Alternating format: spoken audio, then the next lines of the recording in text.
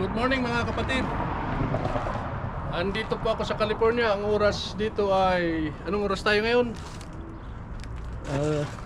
8:45. 8:45. I just want to share with you guys, especially sa mga newbie hotshot trucking na namumroblema kung paano nila lalagyan ng mud flap ang kanilang truck bago sila magkapasa sa inspection.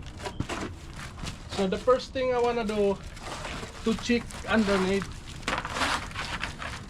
kung saan natin may lalagay ang may tutornilyo to. Nga pala una, bumili ako nitong mud flap na to para to sa semi truck, pero okay na siguro na gamitin ko to sa panlikuran. At ito ang puhunan ko rito, $75 plus boat, siguro lahat-lahat na $150.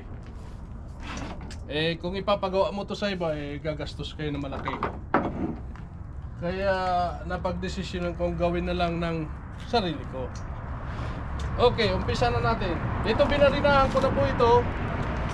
Nilagyan ko na ng bolt para dito ko i-bolt tong mud flap. At chichikin ko sa ilalim kung saan natin pwedeng itornilyo.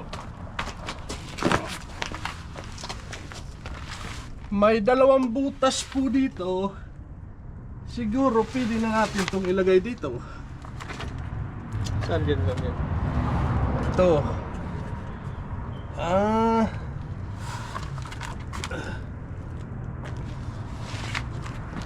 Pero itry muna natin ilagay kung kakasya. Ang haba po nito 80 inches. Kinuha ko yung gitna para igitna lang natin dito. So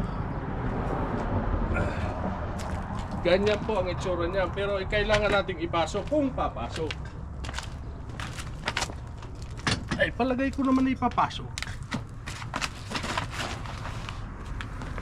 Okay.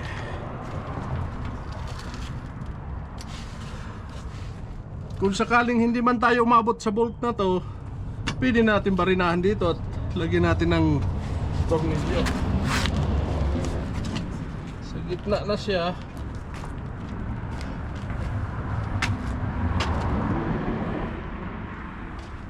Itetry natin ngayon na ipasok to. Kung sakaling mahaba man ay di putulan, wala namang problema.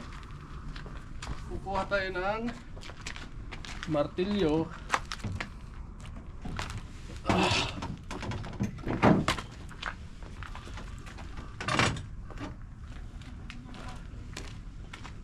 At tatahoy na bambu. Okay, papasok na natin to. Kung papasok.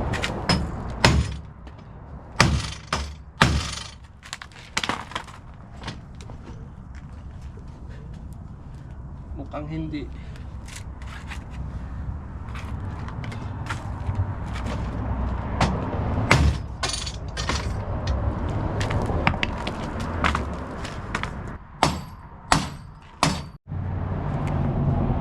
Okay. Trinay ko po na ipasok pero ayaw pumasok. Kaya napagdesisyonan ko na putulin na lang.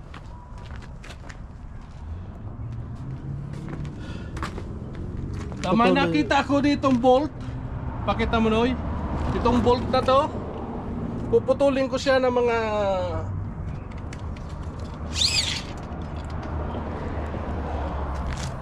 24 inches at ibubolted ko na lang to doon. Babalikan ko kayo mga kapatid mamaya pag yari na.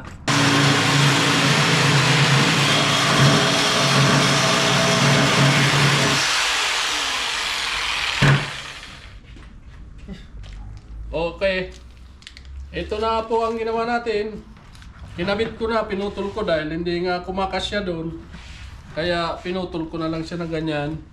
At pinutulan ko rin po itong mud flap kasi pang sima ito. Kaya medyo mahaba siya. Kaya pinutulan ko na rin. Madali naman gumawa ng design is yung kaputol, lagay mo lang ng ganyan. Iwain mo lang ng cutter, okay na. Sige, kabit na natin.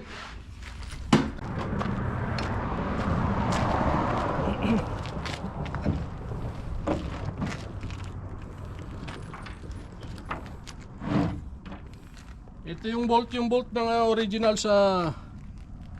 sa ilalim para i-bolted ko to doon. Pinalitan ko na medyo mahaba kaya stainless nang yung ginamit ko. Lagyan ko muna ng lacquer washer. Itatry natin tong isa muna. Ito na po tayo ha.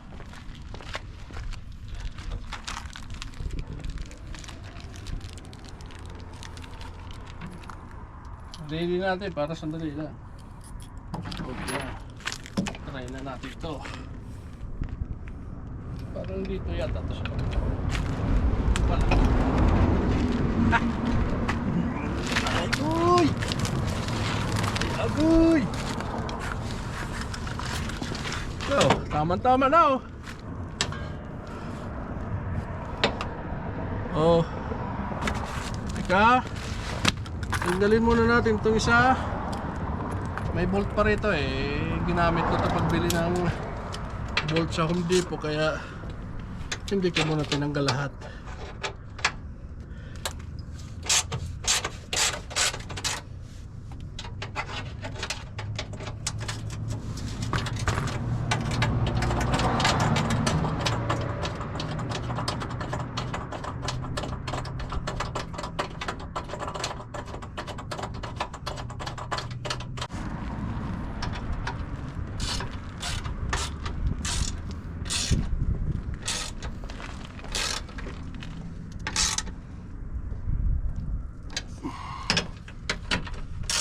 Easy this way. Kailangan, may palagay ako na yung washer ko malaki. Kaya sumasangga dito, hindi pumapasok. Kaya ikabit mo na lahat ng ganito. Saka na lang tayo maghanap ng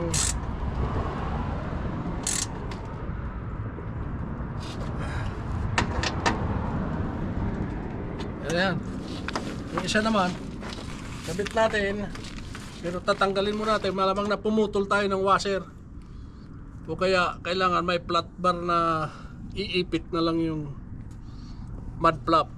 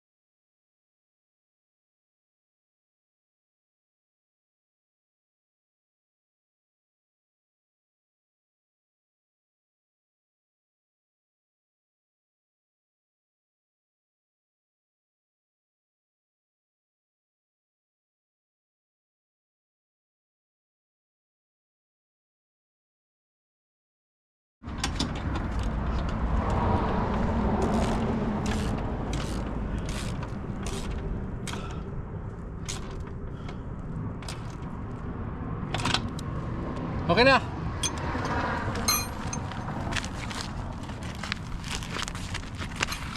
Nakabidyo na ako.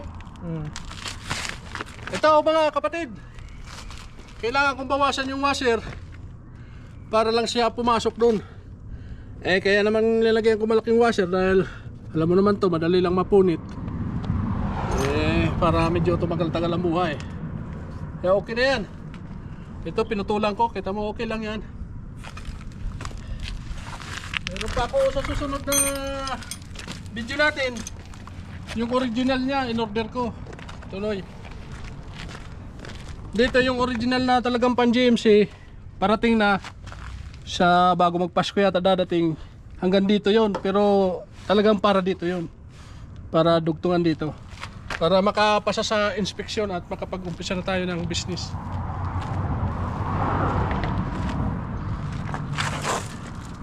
Oh. Okay. Mamaalam ka na. Wait lang. Okay na para sa akin yan, hindi sinabad. Kaysa mabayad tayo ng malaki, yan, gumastos lang ako lahat ng 150. Okay na para sa akin yan. Medyo maganda naman tingnan. Oh, Amerika pa. So, sa susunod, paalam muna ako ano. Susunod, magkikita ulit tayo doon sa pagdating ko ng yung original na madlap na para dyan talaga doon sa apat na gulong. Papakita ko lang sa inyo paano kabit yan. And then, kakakuda dalhin sa inspection. Okay, bye-bye na muna.